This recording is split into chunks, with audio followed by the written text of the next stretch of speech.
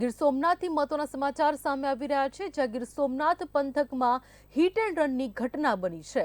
Kodinar સૂત્રોપાડા road પર આ પ્રકારે અકસ્માતની ઘટના બની છે। ટ્રક ડ્રાઈવર ઘટના સ્થળેથી હાલ ફરાર છે, જ્યાં બાઇક ચાલકનું ઘટના સ્થળે જ મોત નીપજ્યું છે।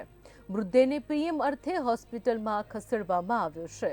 હાલ તેની હાલત કહી શકાય છે કે ઘટના સ્થળે ગંભીર રીતે ઘવાયાને કારણે તેનું મોત નીપજ્યું છે।